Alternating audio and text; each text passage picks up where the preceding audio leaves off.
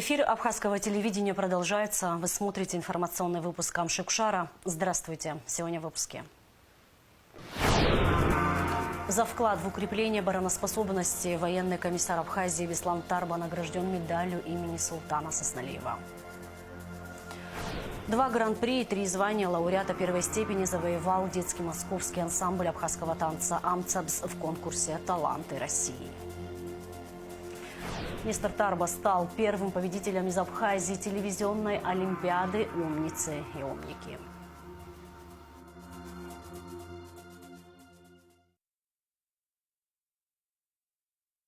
2 апреля в актовом зале Кабинета министров ровно в 12 часов состоится официальная церемония вступления в должность президента Республики Абхазия.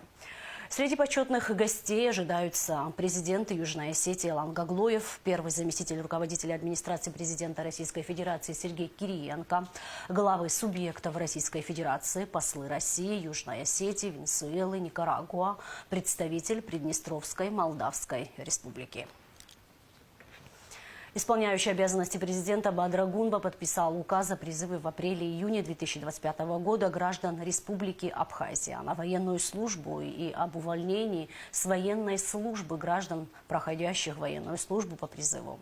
Кабинету министров, администрациям районов и города Сухум обеспечить выполнение в полном объеме мероприятий, связанных с призывом и увольнением с военной службы граждан Абхазии. Исполняющий обязанности руководителя администрации президента Абисалом Кварча вручил Елене Бабиченко орден Леона, которого посмертно был удостоен ее супруг Кавказ Атрышба. На меня сегодня возложена почетная и одновременно грустная миссия. Мы неожиданно потеряли нашего друга, истинного патриота. Это большая потеря для всех нас, сказал Кварча. Он пожелал вдове терпения и здоровья. За мужество и самоотверженность, проявленные в Отечественной войне народа Абхазии, Кавказ Атрышба был награжден орденом Леона посмертно. Указ подписал исполняющий обязанности президента Бадра Гунба 17 декабря прошлого года. Мы неожиданно потеряли нашего друга, большого патриота, истинного абхазца. Вот так вот, к сожалению, получилось. Это потеря для всех нас, общая потеря. Поэтому сегодня я имею такую миссию. Указ о награждении Атрышба Кавказа Камиля Кемаловича орденом Леона посмертно за мужество и самоотверженность, проявленные в Отечественной войне народа Абхазии 92-93 год, наградит Атрышба Кавказа Камиля Кемаловича орденом Леона посмертно. Исполняющий обязанности президента Бадра Зурабович Гунба.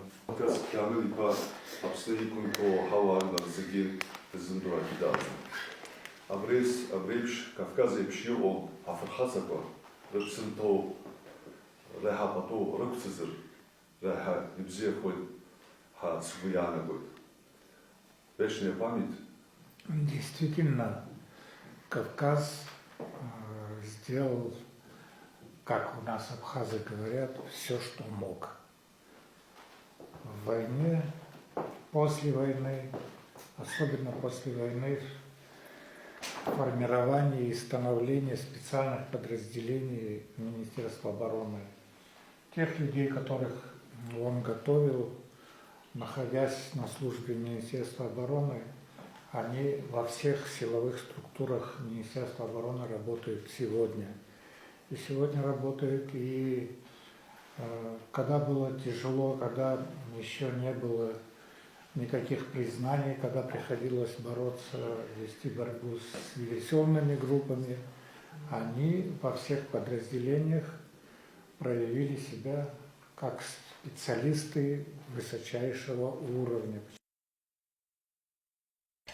Медалью «Честь выше жизни» награжден военный комиссар Абхазии генерал-майор Беслан Тарба.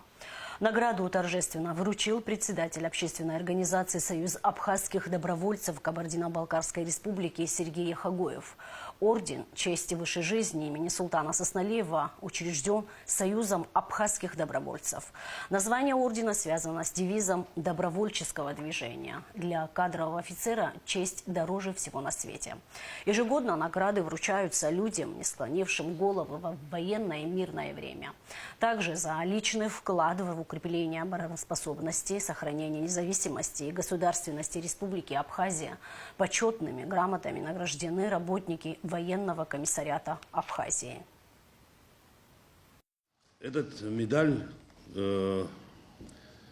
сделал Союз абхазских добровольцев для того, чтобы те люди, которые непосредственно занимаются делами абхазского народа и делами добровольцев, поэтому мы решили вам от Союза добровольцев наградить этой наградой. Награда называется «Честь высшей жизни».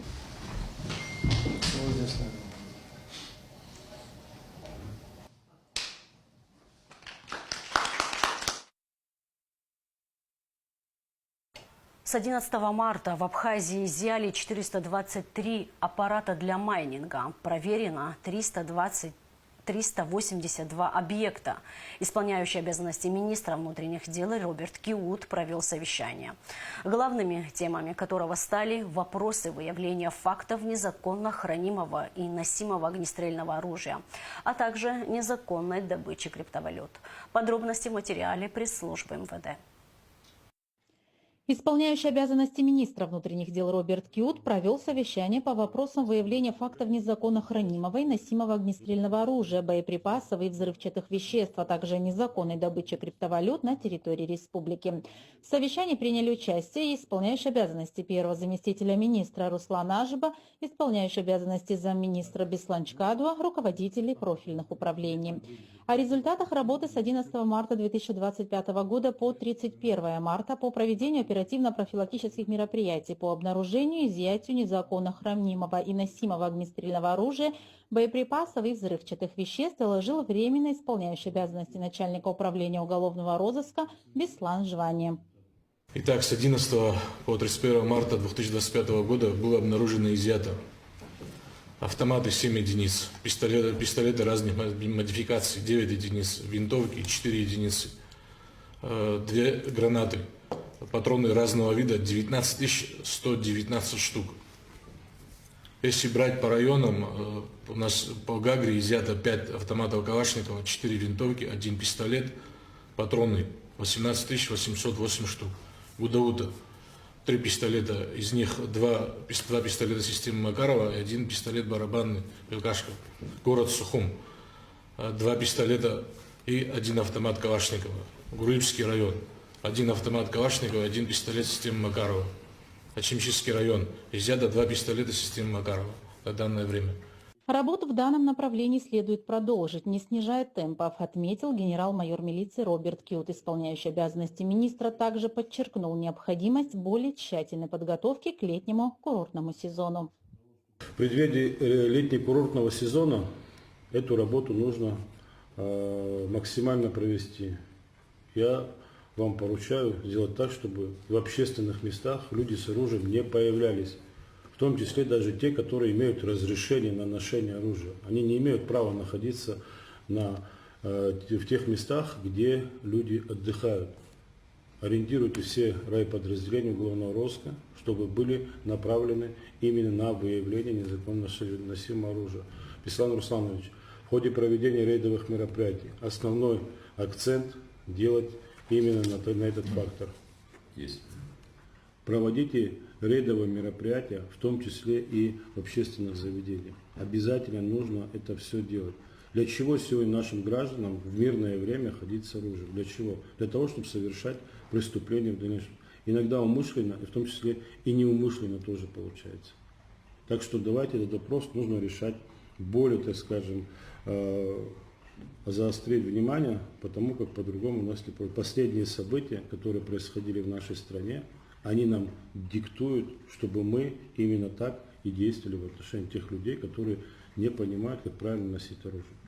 Исполняющий обязанности первого замминистра Руслан Ажева обратил внимание на уровень компетентности некоторых районных начальников милиции. В этой связи руководители министерства не исключают кадровые перестановки. Все районы, которые не смогли, то есть не выявили, нет определенных результатов, мы вам доложим. Они будут, в отношении них будут приняты меры. Вообще целесообразность их нахождения на занимаемой должности. Каждый день отчет идет о проделанной работе, вечером докладывают. Несколько районов у нас в спящем режиме находятся на сегодняшний день. Это я пока не буду озвучивать. 15 после совещания мы вам доложим. То же самое сегодня утром, когда докладывал замначальника уклона, он говорит, что на сегодняшний день негде наркотиков купить.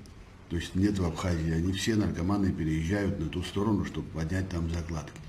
То же самое мы хотим сделать, ужесточить вообще нахождение огнестрельного оружия и патронов. Я думаю, что нужно максимально ужесточить покупку патронов. Далее начальник управления экономической безопасности и противодействия коррупции Султан Кабардаев доложил о предпринимаемых мерах и имеющейся статистике по противодействию незаконной добыче криптовалюты на территории страны. 423 аппарата выявлено и проверено 382 объекта у нас. Работы ведутся даже сегодня. И сегодня мы выявили майнинг ферму, небольшую, правда, но выявили. В горорганах в тяжело доступных местах находятся, как вам известно. Мы работу проводим, не останавливаемся. Поставьте задачу всем подразделениям. Пусть активно начнут заниматься выявлением майнинг оборудования и его изъятием. Это обязательная работа. Я хочу услышать, чтобы к концу недели у нас были уже результаты.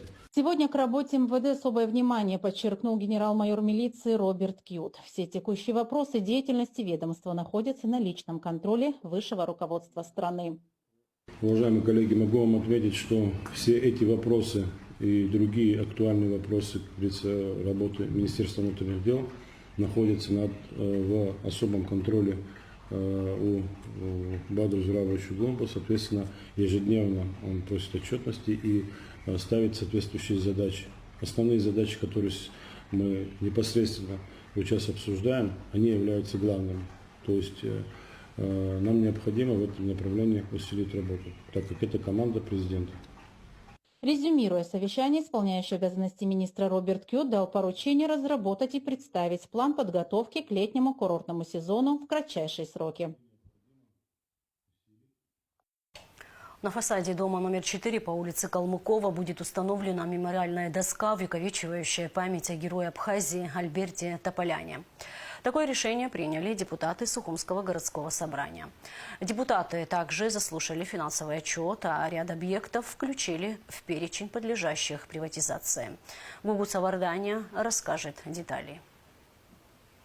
Депутаты городского собрания поддержали инициативу увековечения памяти государственного и общественного деятеля Альберта Тополяна. Совсем скоро на фасаде дома по улице Калмыкова, где он жил, появится мемориальная доска. Альберт Гаспарович Тополян – большой патриот нашей страны, один из инициаторов создания и организатор армянского батальона имени маршала Баграмяна, человек, который заслуженно награжден званием Героя Абхазии. С инициативой увековечить память героя Абхазии в Сухумское горсобрание обратились несколько организаций и жители его родного дома, коллеги и друзья. Становление его как политика происходило. Я помню, это были времена такого противостояния общественного в Абхазии, когда вот была создана организация Народный форум Абхазии Айтгалара. В это же время была создана армянская общественная организация «Крунг», которую возглавлял Альберт Тополян.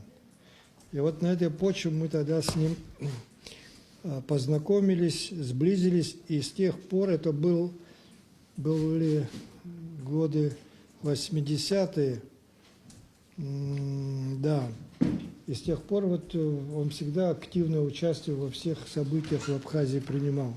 Депутаты городского собрания внесли изменения в столичный бюджет. Согласно документу, межбюджетный трансфер 40 миллионов рублей будет направлен на дотацию и ремонтные работы в инфекционной больнице и частичный ремонт Синопского парка. Также в рамках заседания был представлен отчет о проделанной работе начальника управления финансов администрации Сухума. По итогам 2024 года доходная часть бюджета города Сухум при плане 1 845 801,8 тысяч рублей, выполнение составило 1 979 307,2 тысяч рублей. В процентном соотношении выполнение составило 107,2%. Практически все виды налогов были выполнены. Рассмотрев письма главы администрации Беслана Эшпа, депутаты проголосовали за включение в дополнительный перечень объектов муниципальной собственности,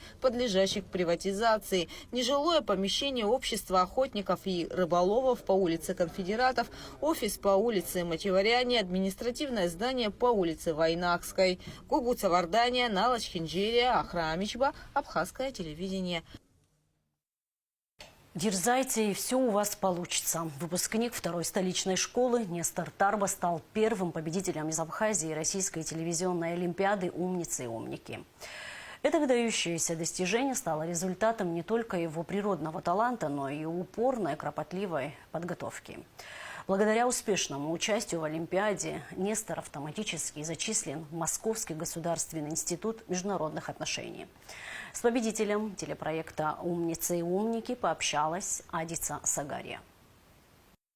«Умницы и умники» – программа, придуманная Юрием Вяземским много лет назад, занимает особое место в пространстве ТВ-вещания. Она уникальна по нескольким причинам, а аналогов этой передачи не существует ни на одном из каналов не только российского телевидения, но и ближнего, а возможно и дальнего зарубежья.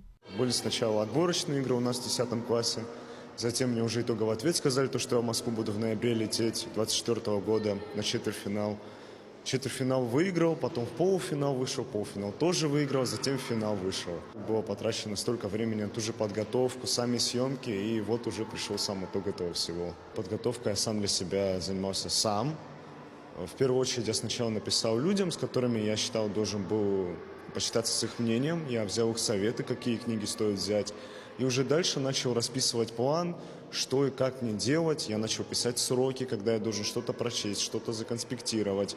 И потихоньку за этот март я готовился самостоятельно. В финальных играх Олимпиады «Умницы и умники» в Москве приняли участие 39 юношей и девушек из самых различных регионов России и ближнего зарубежья, среди которых был и Нестор Тарба. И первую медаль Нестор получил за ответ на вопрос, что Петр I сказал своим войскам последними словами перед Полтавской битвой. Ответить на вопрос смог только Нестор. Мы боролись, получается, за 12 мест победителей из тех, кто остался. И тема у нас была «Защитники Отечества с древнейших времен». Охват очень большой, потому что это берется на 1000 лет истории, и кого-то, но спросят про каждого. И у меня были такие два вопроса, на которые я лично смог ответить. Про Петра I и, получается, про 1943 год и Тегеранскую конференцию.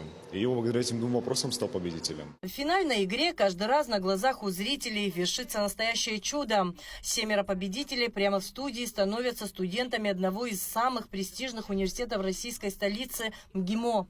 Во-первых, можно поступить в МГИМО. Мы, опять же, со всеми об этом говорили.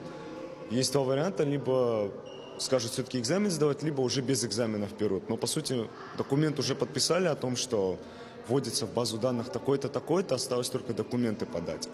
Это раз. Сама Олимпиада что дает? То, что тебе дается квота на поступление, по сути, в любой университет. Ты получаешь 100 бальники по профильным предметам, можешь поступать, например, в тот же МГУ или Высшую школу экономики. То есть тоже в довольно престижный университет России. Умный, грамотный, талантливый, жизнерадостный, целеустремленный и в то же время уважительный и почтительный. Так отзывается о Несторе его учительница по русскому языку и литературе и по совместительству его классный руководитель Роза Какалия. На протяжении 7 лет она вкладывала в него свои знания и помогала добиваться поставленных целей. Стала на как замечать, что этот ребенок постоянно задает вопросы вне этой темы. То есть мы сразу определили, что он очень много читает и развивается уже по другим литературным источникам. Было это видно. Очень был сдержанный ребенок. Никогда свое недовольствие по какому-то вопросу не выражал. Всегда знал, что сказать, как со старшим поговорить, как с младшим поговорить. И как педагог всегда мы радовались вот именно его успеху. Став первым из Абхазии победителем телевизионной олимпиады «Умницы и умники», Нестор Тарба вошел в историю республики. Он доказал, что целеустремленность, трудолюбие и жажда знаний всегда вознаграждаются. Победа Нестора не только гордость его родной школы, но и гордость всей его родины Апсны.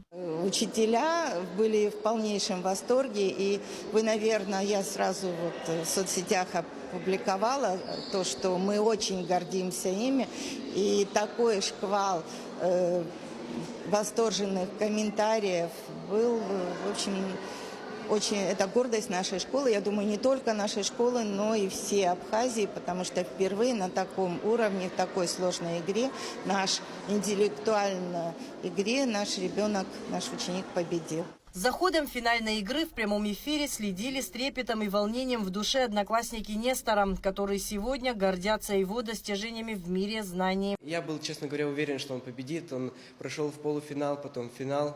И когда он победил, мы были все очень рады за него. Я думаю, что таких же высот он добьется и в своей жизни. Мы поздравляем его. Я не сомневалась в том, что Нестор победит. Он очень эрудированный, умный, всесторонне развит во всем. Я желаю ему успехов и побед в дальнейшем, в будущем. Я уверена, что все у него получится. Отбором лучших учеников страны для участия в интеллектуальном телевизионном проекте «Умницы и умники» на протяжении 4 лет занимается главный специалист Министерства просвещения Нона Квициня. Участвуем 4 года в этой вот телевизионной олимпиаде «Умники и умницы» 4 года. И за 4 года у нас, я считаю, что не просто неплохие, у нас шикарные результаты, потому что мы каждый год приезжаем с какими-то вот, хоть и маленькими, но победами. Около 60-70 участников. И среди этих 70 участников, выделиться, сразу показать себя с первого раза, я думаю, это все-таки сложно. Это не каждому дается. Вот нашим детям это удалось. Абхазия богата талантами и перспективной молодежью. Несомненно, успех Нестора Тарба воодушевит многих школьников на учебу и саморазвитие. Адиса Сагария, Ильдар Дамиров, Абхазское телевидение. 2 гран-при и 3 звания лауреата первой степени завоевал детский московский ансамбль абхазского танца «Амцабс» под руководством Лаши Марухба в конкурсе «Таланты России». Конкурс прошел 29 марта в Москве. В нем приняли участие коллективы со всей России, которые представили около 300 номеров в различных номинациях.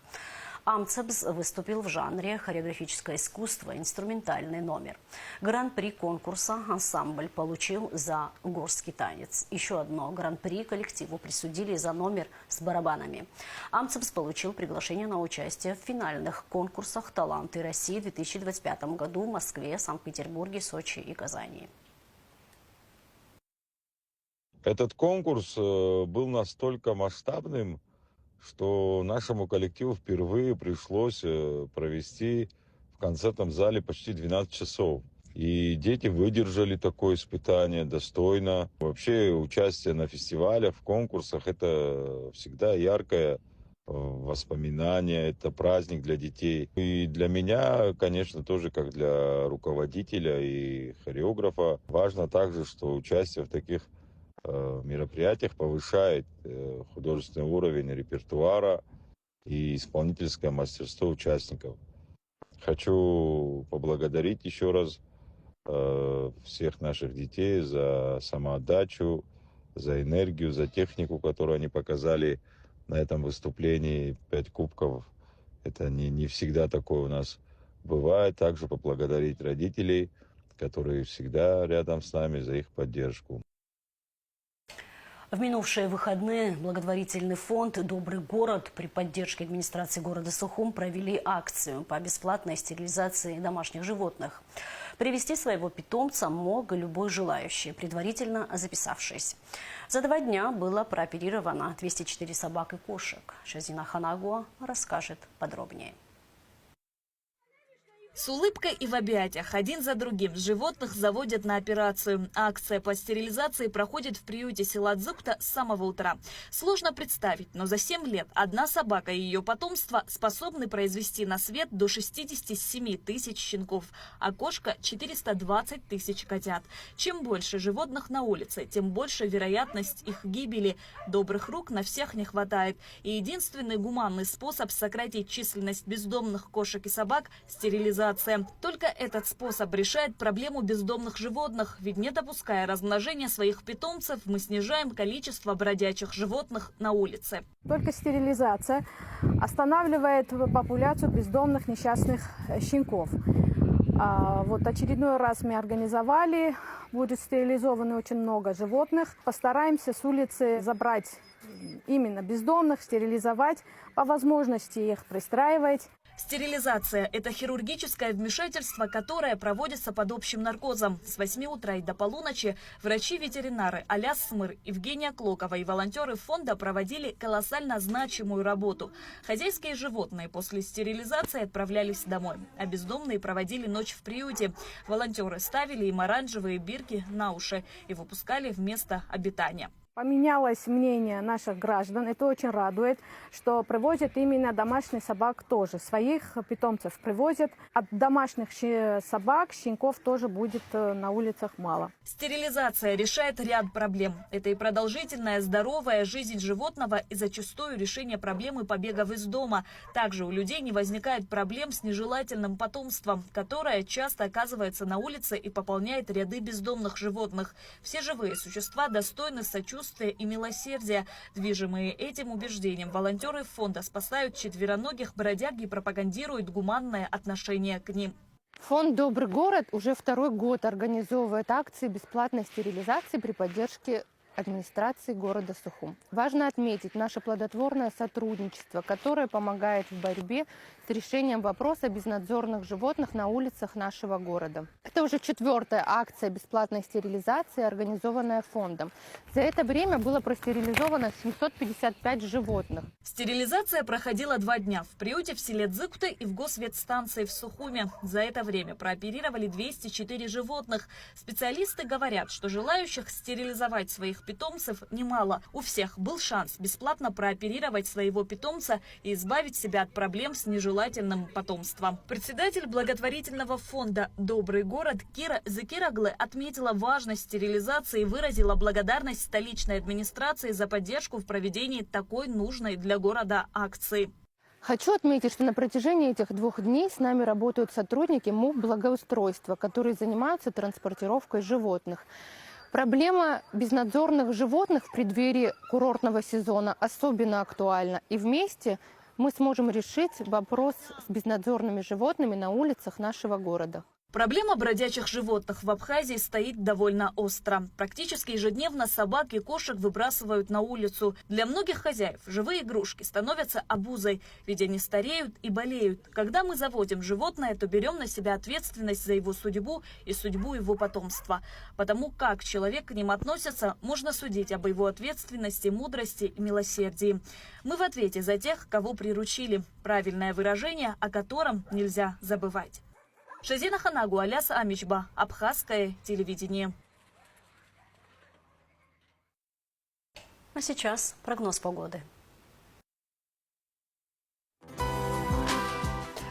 По сообщению Гидрометцентра, во вторник, 1 апреля, в Абхазии ожидается переменная облачность, по-летнему теплая погода, без осадков, местами возможен туман. Температура воздуха ночью плюс 8-13, днем плюс 19-24 градусов. Температура морской воды плюс 12 градусов.